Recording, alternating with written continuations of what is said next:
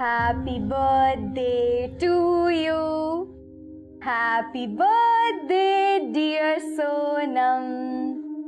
Happy birthday to you.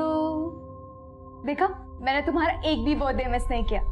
और अब इस बार का बर्थडे तो स्पेशल वाला बर्थडे है, क्योंकि अब हम एडल्ट हो गए हैं। We are 18 now. और अब हम अपने लाइफ का डिसीजन खुद ले सकते हैं। और इसलिए सोनम, मैंने आज डिसाइड किया है कि मैं दुनिया को बता दूंगी कि तुम मिसिंग नहीं थी। तुम्हारा मर्डर हुआ था।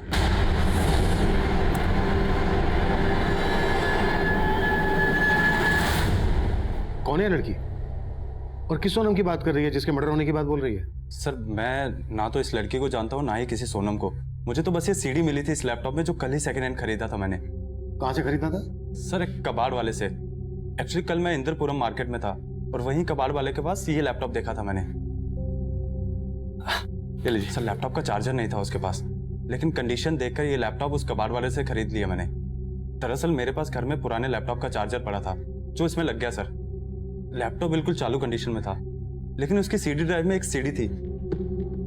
सर, जैसे ही सीडी प्ले की उसमें इस लड़की की फुटेज मिली। मुझे लगा कि आपको सब आके बता देना चाहिए। बिल्कुल सही किया तुमने। Confessions of murder. I know तुम मुझे ब्लेम करती हो कि मैंने अब तक ये सच छुपाए रखा, लेकिन तब ये बात किसी को बताना मेरे लिए बहुत मुश्किल था। मैं बहुत डरी हुई थी सोनम, लेकिन अब मैं तुम्हें इंसाफ दिलवाऊंगी।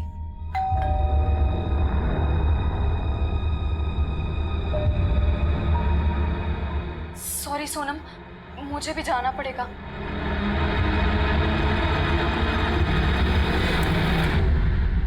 तरुण, प्लीज थोड़ी देर बाहर वेट करो। या श्योर सर। Thank you. क्या लगता है तुम लोगों को, इस रिकॉर्डिंग में कुछ सच्चाई है? सर, ऐसे देखने से तो ये लड़की नॉर्मल लग रही है, लेकिन जिस तरह से इसने कैमरे के सामने आके अपने सामने एक लड़की को एज्यूम किया है वो मुझे नॉर्मल नहीं लग रहा है। अभिषेक सर, क्या पता ये लड़की ऐसे कैमरे के सामने आके किसी ड्रामे वगैरह की रिहर्सल कर रही हो। अभिषेक, अगर ये लड़की वाकई में कोई ड्रामा कर रही थी तो परफॉर्मेंस बहुत रियल थी सर।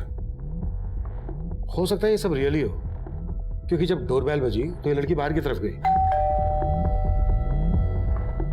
और बाहर की तरफ से वापस आकर इसने सोनम को ही एड्रेस किया।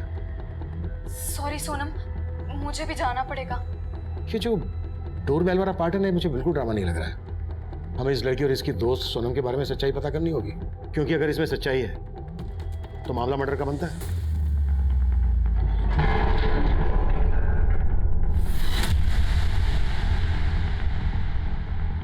नमस्कार, मैं senior inspector Abhimanyu Jindal, crime petrol Dastak में आप सभी का स्वागत करता हूं। आज जो केस मैं आप लोगों के सामने रखने जा रहा हूं, ये केस जब हमारे पास आया तब हमें इस बात का बिल्कुल भी अंदाजा नहीं था कि ये वाकई में कोई मर्डर केस है या फिर ये हमारा वक्त जाया करने वाला है। लेकिन हम हमारी जिम्मेदारी निभाना चाहते थे। हमारी सबसे बड़ी मुश्किल ये थी कि हमें उस लड़की के बारे में कुछ भी पता नहीं था जो सीडी की फुटेज में किसी सोनम नाम की लड़की के मर्डर होने का दावा कर रही थी, और वो किस सोनम की बात कर रही थी हम ये भी नहीं जानते थे। उस लैपटॉप का आईपी एड्रेस पता करने के बाद भी हमें कुछ हासिल नहीं हुआ, और ना ही उस लैपटॉप पर कोई बारकोड था जिससे हम उस लैपटॉप के ओरिजिनल बायर तक पहुंच पाते। अब हमें एक लंबा रास्ता अपनाना था।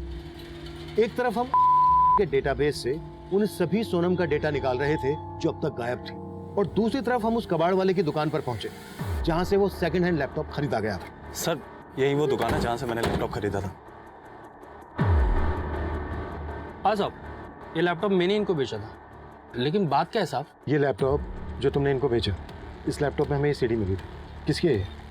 सीडी? सीडी के बारे में तो कुछ नहीं जानता साहब, लेकिन ये लैपटॉप मैंने कबाड़ में खरीदा था। किससे खरीदा था? साहब, मेरे आसपास के मोहल्ले में बहुत सारे कबाड़ वाले, वो घर घर जाके कबाड़ खरीदते और वही माल मुझे बेचते हैं। ऐसे कितने लोग हैं जो तुम्हें ये रद्दी कबाड़ का सामान बेचते हैं? यही कोई 10-12 से ज़्यादा होंगे साहब। मैं उन लोग से बात करके आपको बताता हूँ कि ये लैपटॉप मेरे पास कौन लेके आया और कहाँ से लेके आया। इस लैपटॉप में हमें ये सीडी मिली। हो सकता है इस लैपटॉप के साथ किसी ने सीडी भी बेची हो सकता है साहब। ऐसी पुरानी सीडीज में मैं खरीदता हूँ साहब, और ऐसी बहुत सारी सीडीज मेरे पास कबाड़ में भी है, चाहे तो आपको दिखा देता हूँ।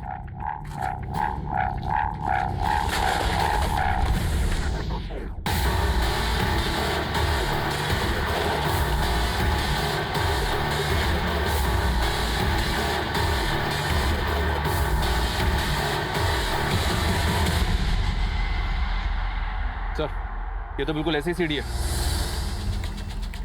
कन्फेशंस ऑफ मर्डर 2 बिल्कुल सेम सीडी है। मनीष, मुझे जल्द से जल्द वो रद्दी कबाड़ वाला चाहिए जिसने ये लैपटॉप और सीडीज को बेचा है। Okay sir. हाँ डे, देखो ऐसी कोई और भी सीडी मिलती है क्या? सर यहाँ तो इतनी सारी मिसिंग सोनम है, हमें कौन सी सोनम चाहिए? शुक्ला, ये सब तो मालूम नहीं। फिलहाल एक काम करो, जितनी भी मिसिंग सोनम है सबके रिकॉर्ड निकालो। सर ये सोनम का चक्कर ना मुझे बड़ा घनचक्कर लग रहा है। आपको याद है जब नोटबंदी हुई थी तब भी एक सोनम ऐसी फेमस हुई थी, वो सोनम जो बेवफा थी, जिसका नाम सबकी जुबान पे था, लेकिन वो कौन है किसी को मालूम ही नहीं था। सर कहिए वही सोनम तो नहीं? Shukla, sorry sir.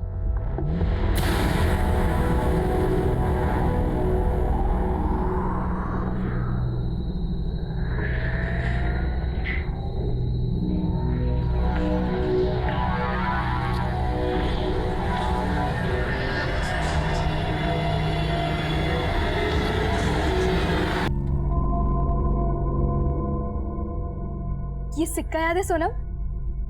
10 साल पहले इसी 5 रुपए की शर्त लगाई थी मैंने तुमसे, और तुमसे हार जाने के बाद भी मैंने तुम्हें ये सिक्का वापस नहीं दिया, और फिर तुम्हें कभी मौका ही नहीं मिला ये देने का। 10 साल हो गए उस हादसे को। वो दिन याद आते मन कांप उठता है मेरा। शुक्ला, एक काम करो, सभी सोनम को स्टेट वाइज डिवाइड करो, सर को बताने में इजी होगा। Okay sir.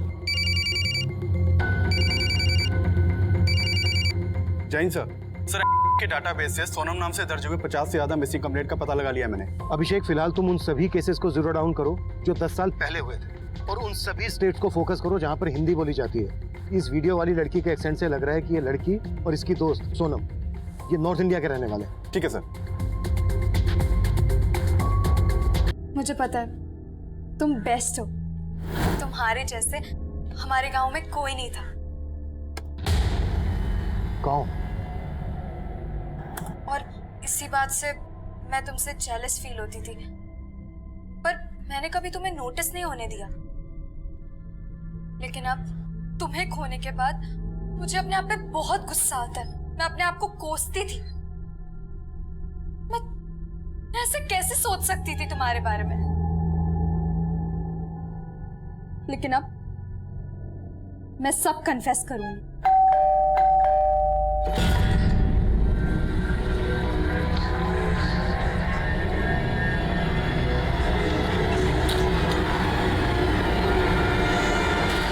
अरे दीदी, आप फिल्म बना रहे मेरा? अरे नहीं नहीं, तुम आओ ना अंदर, मुझे ना चाय बना के दे दो।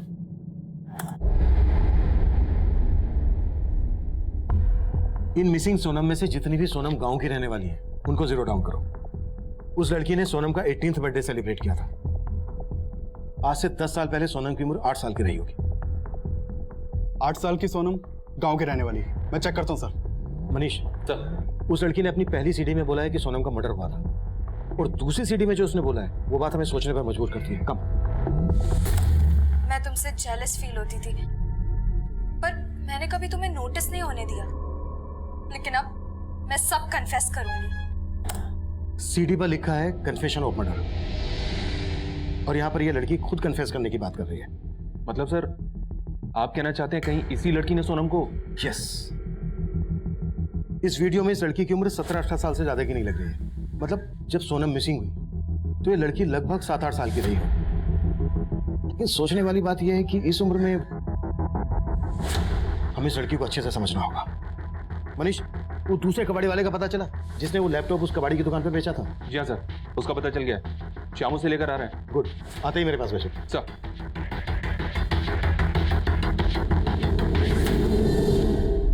साहब मैं अलग अलग कॉलोनी में जाके घर घर जाके कबाड़ खरीदता हूँ साहब। वो सब मालूम है हमें। ये लैपटॉप किससे खरीदा था वो बोल। ये ले। साहब ये तो मुझे याद नहीं, बहुत दिन हो गए साहब।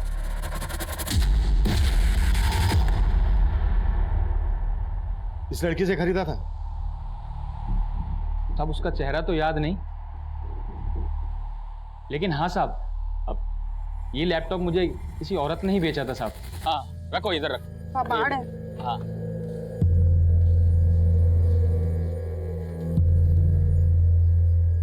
इन सब का 100 रुपये होगा। क्या भैया 100 रुपए? लैपटॉप है, लैपटॉप देखो बहुत महंगा आता है। चलाना आता है तुमको? नहीं लेकिन महंगा आता है। अरे ये वैसे ही भंगार में ही जाएगा, 200 रुपये से ज्यादा नहीं। बताओ बेचना है? ठीक है। कौन औरत थी वो? साहब ये तो मैं नहीं जानता, लेकिन साहब मैं उस टाइम गणेश नगर में था, हो सकता है वो आसपास वहीं रहती होगी। सुन, ये औरत थी वो? हाँ साहब यही तो है, इन्होंने मुझे लैपटॉप बेचा था। गणेश नगर में इस औरत ने जहां पर तुझे लैपटॉप बेचा था वो जगह दिखा हमें। शुक्ला, मैगमन सर, के डाटाबेस से एक 8 साल की सोनम त्रिपाठी की मिसिंग रिपोर्ट मिली है, जो गोमती नगर के बुधवा गांव के रहने वाली है, और ये 10 साल पहले से मिसिंग है। सर ये केस अभी तक बैकलॉग में है। बुधवा गांव, गोमती नगर। इस कबाड़ वाले ने गणेश नगर में जहां से लैपटॉप खरीदा था वहां से गोमती नगर लगभग 65-70 किलोमीटर दूर होगा। हाँ सर, इसीलिए लग रहा है कि हमें जो सोनम चाहिए वो यही सोनम त्रिपाठी हो सकती है। मनीष, गोमती नगर थाने से इस सोनम त्रिपाठी की डिटेल्स निकालो। सर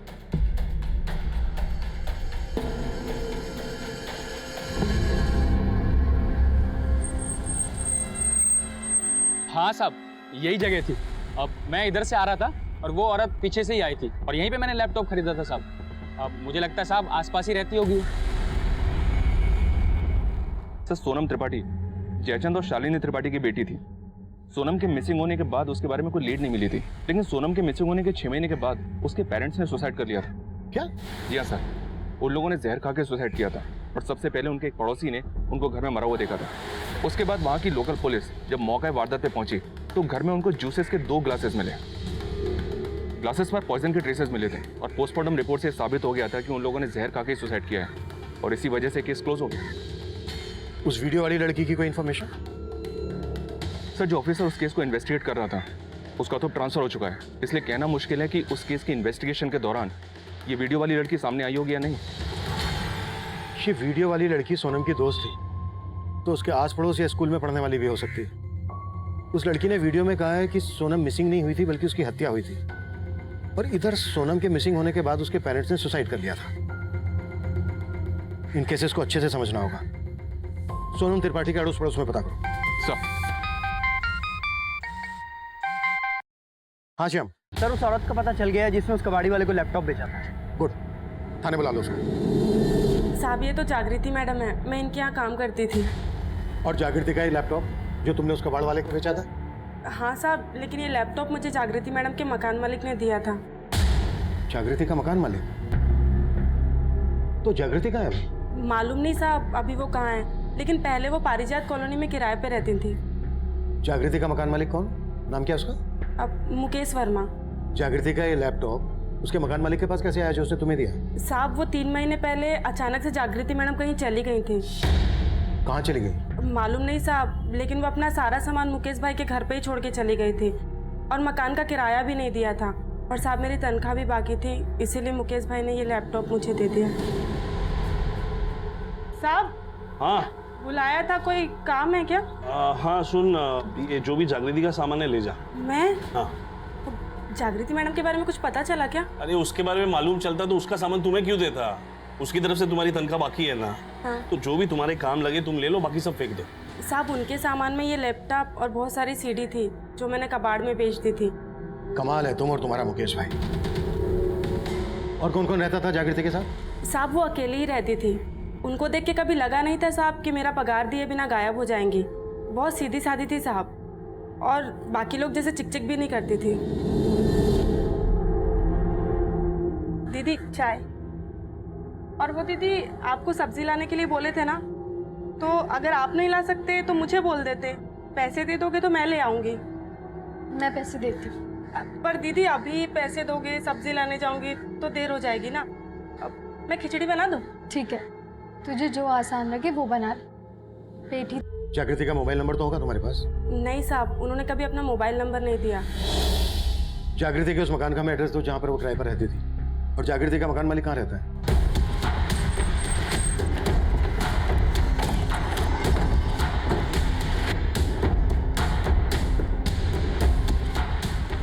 नमस्ते साहब। हम यहाँ सोनम रहती थी, उसके बारे में क्या जानते हो तुम? सोनम अपने माँ बाप की इकलौती बेटी थी, और अचानक उसके खो जाने से उसके माँ बाप ये सदमा शायद बर्दाश्त नहीं कर सके और इसीलिए उन्होंने शायद आत्महत्या कर ली। कि सोनम के परिवार में और कौन कौन था? सोनम के पापा के बड़े भाई हैं। सोनम के माँ बाप को देखने के बाद सबसे पहले मैंने उनको ही फ़ोन किया था। हेलो, क्या? फिर कुछ समय पहले सोनम के ताऊ ने ये मकान बेच दिया था। अच्छा, ये जागृति है, सोनम की बचपन की दोस्त। कैसे पहचानते हो तुम? नहीं साहब, मुझे नहीं याद आ रहा, और ये तो बड़ी हो गई है साहब, मैं कैसे पहचानूंगा। अच्छा, ये सोनम के ताऊ कहाँ रहते हैं? साहब वो वैशाली में रहते। सर मुझे सच में नहीं पता कि जागृति अचानक से कहाँ गायब हो गई थी, और मुझे ये भी नहीं मालूम कि जागृति इस घर में अकेली रहने वाली थी, जबकि ये घर मैंने जागृति और उसके भाई को दोनों को किराए पे दिया था। जागृति का भाई? हाँ सर, लेकिन जब भी मैं किराया लेने आता था मैंने उस लड़के को कभी देखा नहीं। अंकल, ये लीजिए आप करें। Thank you. आप कुछ चाय वगैरह लेंगे? नहीं थैंक यू। आपका भाई नजर नहीं आ रहा? अच्छा, वो गौतम, वो बाहर गया हुआ है। नाम क्या है जागृति के भाई का? बताया तो गौतम था सर, लेकिन पता नहीं असली या नकली। मतलब ये कि एकदम चालू किस्म का लड़का था सर। इस घर का एग्रीमेंट उसी के नाम पर था, लेकिन जो भी डिटेल्स उसने दिया वो सारी फेक निकली। फेक? हाँ सर उन दोनों को देखकर कभी लगा नहीं कि दोनों ऐसे निकलेंगे। अंकल, घर तो काफी अच्छा लगा हमें, लेकिन किराया थोड़ा ज्यादा बोल रहा। अरे बेटा, पसंद है तो थोड़ा कम ज्यादा कर लेंगे, उसमें कौन सी बड़ी बात है। वैसे तुम दोनों हो कहाँ से? अजमेर से। अजमेर? हाँ। तो यहाँ फिर गाजियाबाद में कैसे? वो एक्चुअली हम दोनों भाई बहन का यहाँ KMT कॉलेज में एडमिशन हुआ है, तो वो इसी चक्कर में। इतना सब था तो आपने पुलिस को इन्फॉर्म क्यों नहीं किया? सर मैं इस घर के किराए से अपनी होम लोन की EMI भरता हूँ। मुझे लगा कि मैं आपको ये सब बता दूंगा तो कहीं चक्कर लंबा ना हो जाए सर, लेकिन मैंने 2 महीना इंतजार किया था। कब से गायब हैं दोनों बहन भाई? सर 3 महीने पहले जब मैं यहाँ पे किराया लेने आया था तो यहाँ पे ताला लगा हुआ था। जागृति का नंबर था नहीं, तो उसके भाई गौतम को फोन किया मैंने। नमस्ते अंकल। बेटा आज किराया देना था। हाँ तो मेरी बहन घर पे होगी ना, उनसे ले लीजिए। मैं घर के बाहर खड़ा हूँ, यहाँ पर ताला लगा हुआ है। क्या? अंकल मैं आपको 2 मिनट में कॉल बैक करता हूँ, ठीक है? फिर उसने मेरा फ़ोन उठाना भी बंद कर दिया सर, और कुछ दिन बाद उसका फ़ोन बंद आने लगा। फिर मैंने अपने अजमेर के एक रिश्तेदार को उनका अजमेर का एड्रेस दिया, बोला जाकर पता करो, लेकिन सर एड्रेस ही गलत था। मैं क्या करता सर, इसीलिए मैंने उनका सारा सामान निकाल दिया और घर किराए पर दे दिया। गौतम का नंबर दीजिए। जी सर। और हमें घर भी चेक करना है। आइए सर, मैं किराएदार को बोल देता हूँ, प्लीज़।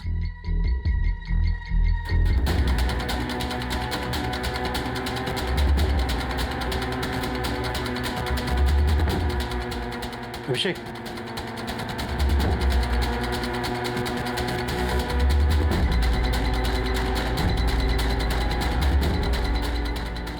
घर भी वही है जो वीडियो में है, और ये सारा सामान भी वही है। ये सारा फर्नीचर आप ही का है? हाँ सर, ये सारा फर्नीचर मेरा ही है। सर जब हम यहाँ पर रहने आए थे तो इस कबाड़ के अंदर कुछ सामान था जो हमारे कुछ काम का नहीं है, तो हमने वो सामान एक बॉक्स में रख के इस पलंग के नीचे रख दिया है।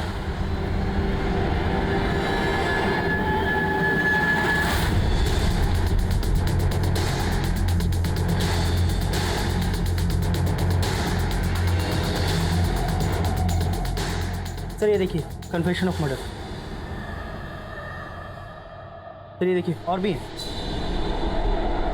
Confession of murder 3, 4, 5, 6 4 CD. एक सीडी मिली लैपटॉप में, दूसरी सीडी मिली कबाड़ी के पास, और वैसी ही 4 सीडी है। लेकिन सर जागृति और उसके भाई का फेक एड्रेस देके यहाँ रहने का मामला कोई समझ नहीं आ रहा है। मकान मालिक मुकेश और मेड सविता के बारे में सब कुछ पता करो। हो सकता है ये लोग बहुत कुछ जानते हो, लेकिन ये लोग बता नहीं रहे हो। मुकेश ने बताया था कि जागृति और गौतम ने KMT कॉलेज में एडमिशन लिया था। KMT कॉलेज से भी इनके बारे में पता करो। सर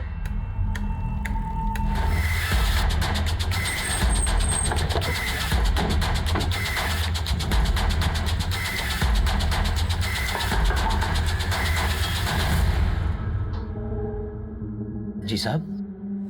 हम आपसे सोनम मिसिंग केस और उसके पेरेंट्स के सुसाइड केस के बारे में कुछ बात करना चाहते हैं। इस लड़की के बारे में मैं कुछ नहीं जानता सर, लेकिन इतने सालों बाद आप ये सब क्यों पूछ रहे हैं? क्योंकि हम सोनम मिसिंग केस दोबारा ओपन कर रहे हैं। क्या सोनम के बारे में आपको कुछ पता चला है क्या? पता तो नहीं चला है, लेकिन हमें ऐसा लग रहा है कि सोनम मिसिंग नहीं हुई थी, बल्कि उसका मर्डर हुआ था। मर्डर? हाँ, हो सकता है सोनम के पेरेंट्स को इस बात का पता हो। क्या उन्होंने आपसे कभी इस बात का जिक्र किया?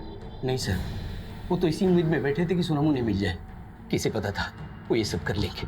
हमारा आकलन ये कह रहा था कि सोनम त्रिपाठी ही वो बच्ची होगी जिसकी हत्या की बात वो लड़की कर रही थी, जिसकी पहचान जागृति के नाम से हुई थी। लेकिन सोनम के परिवार, पड़ोस, रिश्तेदार, स्कूल, कहीं से भी हमें जागृति की बैकग्राउंड की कोई लीड नहीं मिली थी।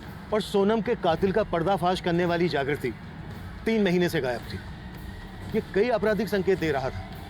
सवाल ये भी था कि क्या जागृति को इसलिए गायब कर दिया गया था क्योंकि वो सोनम के कातिल का पर्दाफाश करने वाली थी, और तब जागृति के सामान में मिली बाकी की सीडीज इस केस को और भी पेचीदा करने वाली थी। सोना, उसने सिर्फ तुम्हें ही नहीं मारा था बल्कि मुझे भी अंदर से खत्म कर दिया था। पर मैं तुम्हें ये बात कभी बताई और फिर उसके बाद वो मुझे भी मारना चाहता था, लेकिन मैं भागती रही। मैं तुम्हारे लिए कुछ नहीं कर पाई, लेकिन मैं क्या कर सकती थी तब? मैं सहम गई थी, किसी को कुछ नहीं बता पाई, किसी को भी कुछ नहीं बता पाई।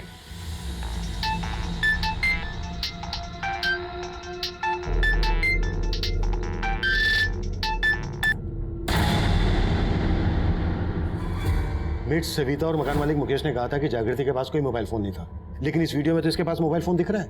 Right sir. जागृति ने अपने वीडियो में बोला है कि कोई आदमी उनका पीछा करता था और उसने सोनम का रेप और मर्डर किया, जो जागृति ने सब कुछ विटनेस किया। सर, मैं गोमती नगर थाने के रिकॉर्ड चेक कर रहा था तो एक बहुत ही स्ट्रेंज बात मेरे सामने आई, और वो ये कि सोनम के मिसिंग होने के बाद से 8 और बच्चियों की मिसिंग रिपोर्ट दर्ज हुई थी वहाँ पे, और उनके बारे में अभी तक कुछ पता नहीं चला है। इसका मतलब पिछले 10 सालों में सोनम सहित गोमती नगर से 9 बच्चियां मिसिंग हैं। कहीं ऐसा तो नहीं है कि हम बहुत बड़ी क्राइम की तरफ बढ़ रहे हैं? जागृति ने अपने वीडियो में कहा है कि जो आदमी उनका पीछा करता था उसने सोनम का रेप और मर्डर करके उसे किसी तालाब में फेंक दिया था। पता करो बुधवा गांव गोमती नगर के आसपास जितने भी तालाब हैं, पिछले 10 सालों में वहां पर कोई लाश मिली है क्या? Okay sir.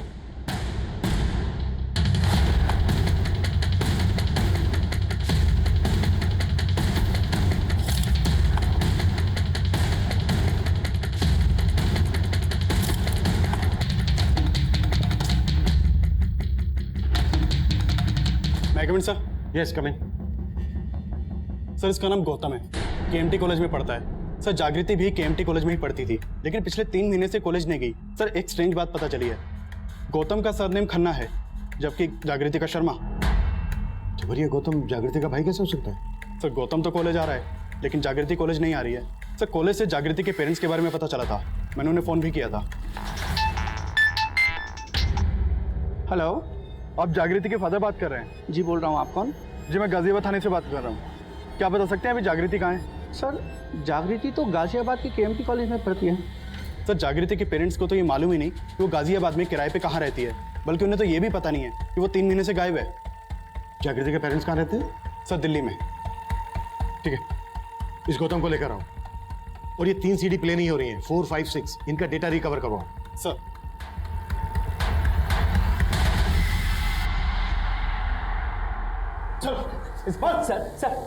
सर, मैं मानता हूँ कि मैं जागृति का भाई नहीं हूँ, पर सर मैंने वो मकान जागृति के लिए ही लिया था। जागृति है कहाँ? सर, मुझे नहीं पता जागृति कहाँ पर है। बेटा, मालूम तुझे सब है, पहले ये बोल, रेड एग्रीमेंट पे तूने अपनी फेक डिटेल्स क्यों दी थी? मैं जागृति की सिर्फ हेल्प करना चाहता था। कैसी हेल्प? सर, वो अपने पेरेंट्स के साथ नहीं रहना चाहती थी। सर, फिर मैंने उसे बोला कि अगर हम भाई बहन बन के जाएंगे तो हमें मकान इजीली मिल जाएगा और फ्यूचर में कोई प्रॉब्लम ना हो, इसीलिए मैंने फेक एड्रेस प्रूफ दिया। सर, मैं सच कह रहा हूँ, मेरी कोई भी इंटेंशन गलत नहीं थी। लेकिन जागृति अपने पेरेंट्स के साथ क्यों नहीं रहना चाहती थी? क्योंकि वो उसके सौतेले माँ बाप थे सर। सौतेले माँ बाप? हाँ सर, जब जागृति 9 साल की थी तो उन्होंने उसे ममता ऑर्फनेज से अडॉप्ट किया, लेकिन जागृति की उससे बनती नहीं थी सर। उसे जब भी रेंट और पैसों की ज़रूरत पड़ती थी तभी वो अपने सौतेले माँ बाप को कांटेक्ट करती थी। मुझे तो खुद ही समझ में नहीं आ रहा है कि वो एकदम से गायब कहाँ हो गए। ज़्यादा होशियारी मत दिखा। अगर हमें बाद में पता चला ना कि तू हमसे कुछ छुपा रहा है तो जानता है ना क्या आशर होगा तेरा। सर, मैं सच कह रहा हूँ, मुझे नहीं पता। मैं नहीं जानता कि जागृति कहाँ है। जागृति का मोबाइल नंबर तो होगा तेरे पास? हाँ हाँ हाँ हाँ सर, है वो। मेरे फ़ोन में जो आपके पास है।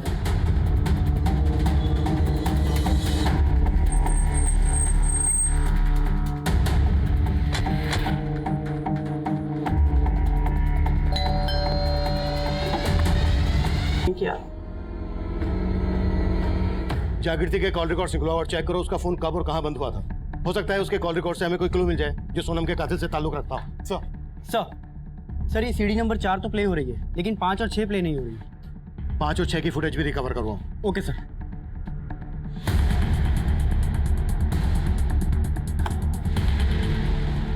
सोनम, तुम्हारे कितने सपने थे। तुम बहुत पढ़ना चाहती थी। तुम यूएसए, यूके जैसे बड़े बड़े देशों में घूमना चाहती थी, लेकिन बड़े बड़े देशों का एग्जाम्पल देके तुम सलीम अंकल के बारे में बातें करती थी, जिनकी जॉब दुबई में लगी थी और वो तुम्हें चॉकलेट्स देते थे। उनकी चॉकलेट्स तुम मुझसे शेयर करती थी और कहती थी, पता है आज सलीम अंकल क्या बोले? क्या बोले? उन्होंने बोला कि वो मुझे अपने साथ दुबई लेके जाएंगे। मैं तभी से तुम्हें खोने से डरती थी, लेकिन मुझे क्या पता था तुम मुझसे इतनी दूर चली जाओगी।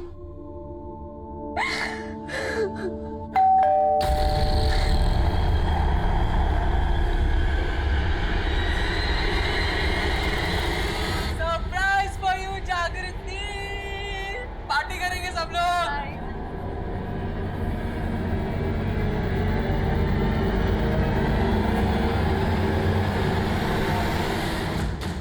सलीम? हाँ साहब, एक सलीम कुरैशी, उसका परिवार इसी गांव में रहता था। उसका सोनम के घर में भी आना जाना था। सोनम क्या, सलीम सभी बच्चों से बहुत प्यार करता था। ये सलीम कुरैशी और उसका परिवार अब कहाँ है? साहब वो सलीम की दुबई में नौकरी लग गई थी, तो पहले तो ऐसे साल में आना जाना लगा रहता था, लेकिन कुछ समय बाद वो अपने पूरे परिवार के साथ हमेशा के लिए दुबई चला गया। दुबई चले गए? कब शिफ्ट हुए? सोनम के माँ बाप की मौत के कुछ महीनों बाद। सीडी की इस फुटेज में जागृति की बातों से लगता है कि सोनम का रेप और मर्डर करने वाला आदमी सोनम और जागृति दोनों को जानता था। कहीं वो सलीम कुरैशी तो नहीं है? इसी वजह से वो अपनी फैमिली सहित दुबई भाग गया हो सकता है सर, लेकिन सोनम के जानने वाले जितने भी लोग हमें मिले, उनमें से कोई भी ऐसा नहीं मिला जो जागृति के बारे में जानता हो। जागृति के पेरेंट्स बोल रहे थे कि जागृति अनाथ थी, उन्होंने उसे ममता बाल आश्रम से अडॉप्ट किया था। फिर जागृति सोनम की दोस्त कैसे और कहां बनी होगी?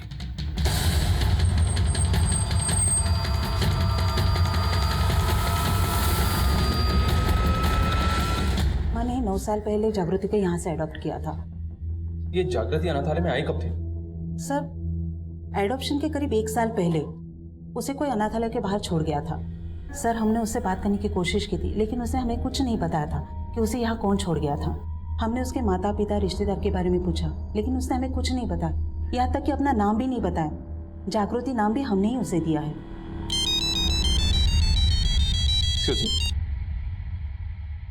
Hello, what? मैं अभी पहुंचा हूं। हाँ मनीष। सर, जागृति ने उस रिकॉर्डिंग में कहा था कि सोनम को मार के तालाब में फेंक दिया गया था, लेकिन पिछले 10 साल से तालाब के आसपास कोई बॉडी नहीं मिली थी। लेकिन अभी यहाँ गोमती नगर के तालाब के पास तुरिया नाम की एक बच्ची की लाश मिली है, जो कुछ ही दिनों पहले मिसिंग हुई थी। यानी ये 9वीं बच्ची है जो सोनम के बाद मिसिंग हुई थी? जी हाँ सर, और इस बॉडी को देखकर भी ऐसा ही लग रहा है। ये केस भी रेप और मर्डर का है।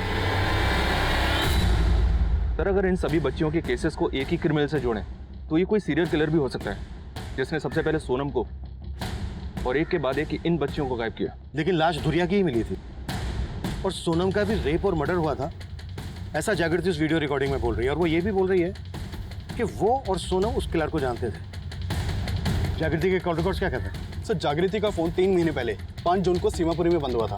सीमापुरी? सर, सीमापुरी वैशाली से ज्यादा दूर नहीं है, और वैशाली में सोनम का ताऊ रहता है।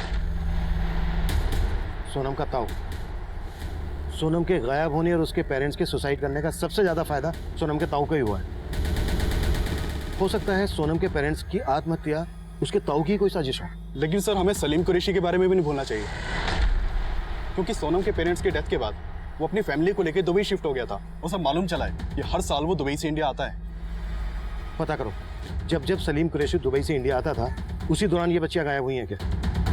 और सोनम के ताऊ की भी कुंडली निकालो। सर, सोनम के ताऊ और उसके दुबई वाले अंकल सलीम कुरैशी पर शक करने की वजह थी, लेकिन ये केस इतना पुराना था कि मौजूदा वक्त में सबूतों के लिए जोड़ तोड़ करना मुश्किल साबित हो रहा था। और हैरान कर देने वाली बात यह भी थी कि जागृति, जो सोनम की बेस्ट फ्रेंड होने का दावा कर रही थी, उसे सोनम से जुड़े लोग नहीं जानते थे। और जागृति को जानने वाले लोग भी सोनम के बारे में नहीं जानते थे। सोनम का मिसिंग केस फाइल होने के कुछ वक्त बाद ही जागृति का अनाथालय में जाना शक के बादल और भी घने कर रहा था। हम 3 जगह के डम डेटा पर काम कर रहे थे। एक, जहां पर जागृति का मोबाइल फोन बंद हुआ था। दूसरा, जहां पर धुरिया की लाश मिली थी। और तीसरा, बुधवा गांव, जहां की सोनम रहने वाली थी। इसी दौरान जागृति के घर से मिली उन 4 सीडीज में से बाकी 2 सीडीज का डेटा रिकवर कर लिया गया। आई एम सॉरी सोनम, कल वो गौतम अचानक से अपने दोस्तों को लेकर आ गया, इसलिए मैं तुमसे आगे बात नहीं कर पाई। मुझे नहीं पता था कि वो अचानक से अपने दोस्तों को लेकर आ जाएगा। कल तो उसने मेरा मूड ही खराब कर दिया। सरप्राइज फॉर यू जागृति, व्हाट्स अप? सब पार्टी करेंगे आज। सिर्फ मेरी वजह से तुम यहाँ पे रुकी हुई है। अगर मैं तेरी हेल्प नहीं करता ना, पता नहीं तू कहाँ रुकती। तेरी जो भी है रोक टोक है ना, यहाँ पे नहीं चलेगी, समझी? देख क्या रही है, चल अभी मजे करते, चल आजा। मैं गौतम को मना नहीं कर पाई। मुझे तो उससे और भी नफरत हो गई है। मैंने उसे देखते हुए देखा। मैंने गौतम से क्या, हर लड़के से दूरी बना ली थी। लेकिन रोहित सर, वो थोड़े डिफरेंट है। रोहित सर? मुझे लगता है रोहित सर मुझसे, लेकिन वो कह नहीं पाते, पर मैं भी उन्हें बहुत पसंद करती हूँ। वो ना बहुत हेल्पफुल है और मुझे भी तो उनकी हेल्प चाहिए ना।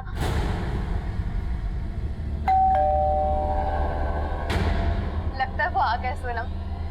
मैं ना तुम्हें अपडेट करती रहूंगी, ठीक है? बाय।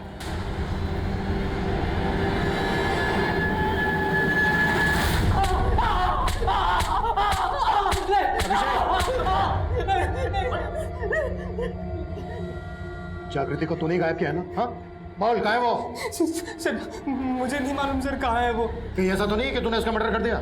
नहीं सर, मैंने कुछ नहीं किया सर, सच कह रहा हूँ सर, वो पक्का। जागृति ने तुझे देखते हुए पकड़ा था, है ना? गौतम, हाँ? तुम देखते हो, शर्म नहीं आती है? क्या है इसमें? सब लोग देखते हैं, नॉर्मल है। It's a crime. मैं तुम्हारे बारे में पुलिस को बता दूंगी। देख जागृति, पुलिस को मत बताना। आई प्रॉमिस, मैं वापस नहीं देखूंगा। वो नहीं मानी इसलिए तूने उसको मार डाला? नहीं सर, मैंने जागृति को नहीं मारा सर, सच कह रहा हूँ मैं। अरे रोहित सर, कौन है? कौन रोहित सर? मैं किसी को नहीं जानता सर, सच कह रहा हूँ मैं। सर, जागृति के नंबर से जिस नंबर पे लास्ट कॉल हुआ था, वो नंबर किसी रोहित सिंह के नाम पे रजिस्टर्ड है। मैंने चेक किया, इस रोहित का फोन अक्सर उसी एरिया में एक्टिव रहता था जहां जागृति गायब रहती थी।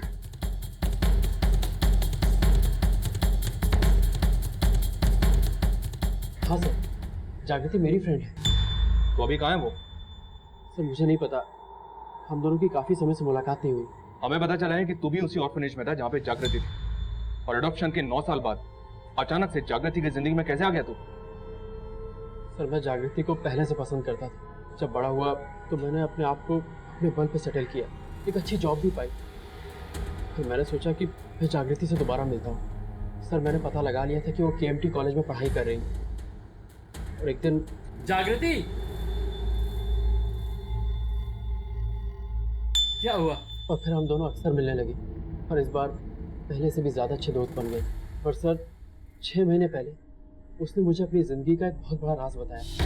उसने मुझसे कहा कि उसके पेरेंट्स, उसके घर के बारे में उसे पता था। वो जानती थी उसके असली माँ बाप कौन है। लेकिन हमें पता चला है कि जागृति तुझसे कोई मदद चाहती थी। उसने लास्ट कॉल में तुझे ही किया था।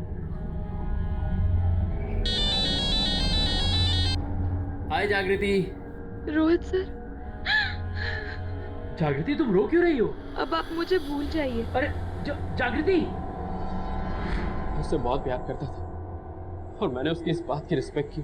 सर ये बात मैं आज तक नहीं समझ पाया कि उस दिन उसने मुझसे ऐसा क्यों कहा था। सर जागृति का फोन सीमापुरी में जिस दिन बंद हुआ था, उस दिन वो एक औरत के साथ अमित होटल के पास एक सीसीटीवी में कैप्चर हुई थी। ये देखिए।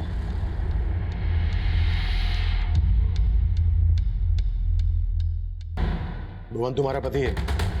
और उस दिन वो उस अमित रेस्टोरेंट के पास था जहां पर तुम जागृति से मिली थी। हाँ, मिली थी पूरे 10 साल बाद। उस दिन मैं उसे आखिरी बार मिली थी। मैं ऐसी भागी औरत हूँ जिसने अपने बेटे को जीते जी अनाथ बना दिया। जागृति तुम्हारी बेटी है? जागृति नहीं, मेरी बेटी का नाम श्वेता है। उसके बाप ने उसकी जिंदगी नर्क बना दी। मेरी बेटी को अपना हवस का शिकार बना दिया जब वो बेचारी सिर्फ 7 साल की थी। फिर इस दरिंदे की नजर सोनम पे पड़ी जिसके साथ मेरी श्वेता खेला करती थी। सोनम, मैं घर जा रही हूँ, मुझे थोड़ा काम दिया। चल बाय बाय।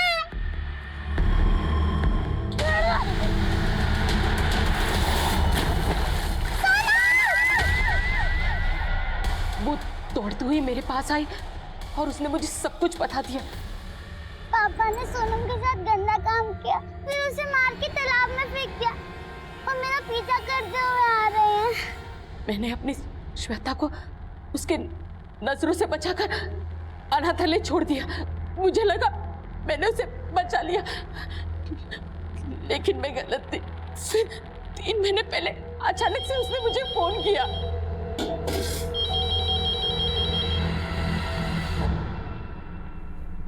हेलो माँ, श्वेता, तू? आप मुझे भूल गई ना? अब तो मैं आपको याद भी नहीं आती होंगी। नहीं बेटा, ऐसा मत बोल। मैं तुझे कैसे भूल सकती हूँ? मैं तो तुझसे मिलने अनाथालय भी जाती थी, लेकिन मैं आपकी बेटी नहीं बन पाई तो किसी और की बेटी कैसे बन पाती? लेकिन अब मैं बच्ची नहीं रही। आप अपने पति से डर के उसे बचाती रही, लेकिन मैं नहीं। अब मैं सोनम को इंसाफ दिलाऊंगी। देख श्वेता, तू ऐसा कुछ नहीं करेगी। हाँ, मैं तुझे कह रही हूँ ना, तू ऐसा कुछ भी नहीं करेगी। तो तुमने अपने पति को बचाने के लिए उसे मना किया और उस दिन उस अमित रेस्टोरेंट के पास मिलने के लिए बुलाया। वो बिना मुझसे कुछ बोले वहां से चली गई और मुझे नहीं पता था कि मेरा पति वहीं पे था। उस दिन सरला को जब उसने फोन किया तो मैंने सरला को उससे बात करते हुए सुन लिया था, और अगले दिन जब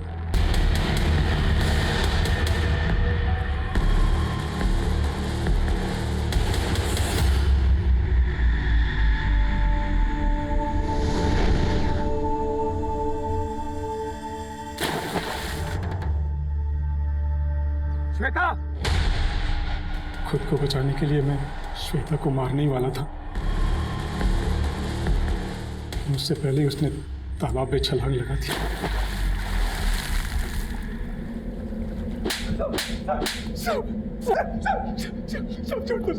और कितने बच्चों को शिकार बनाया तूने? श्वेता उर्फ जागृति का पिता भुवन ही वो सीरियल रेपिस्ट और किलर था जो पिछले कई सालों से कई बच्चियों को अपना शिकार बना रहा था। लेकिन उसका ये अपराध हर रोज उसी के घर में श्वेता उर्फ जागृति की मां को दस्तक दे रहा था। लेकिन हैरान कर देने वाली बात यह है कि उसकी मां ने अपने पति को बचाने के लिए अपनी ही बच्ची को अनाथ कर दिया। 8 साल घर की चारदीवारी में और बाकी के 10 साल मन के अंधेरों में गुजारने के बाद अपने डर से जीतकर श्वेता उर्फ जागृति अपने पिता की सच्चाई दुनिया के सामने लाना चाहती थी। लेकिन अफसोस, उसकी मां ने ही उसका साथ नहीं दिया। अब मैं सीनियर इंस्पेक्टर अभिमन्यु जिंदल आप लोगों से विदा लेता हूं। आपसे फिर मुलाकात होगी एक नए केस के साथ। स्वस्थ रहिए, सतर्क रहिए और देखते रहिए क्राइम पेट्रोल दस्तक। मकसद बताना नहीं, बचाना है।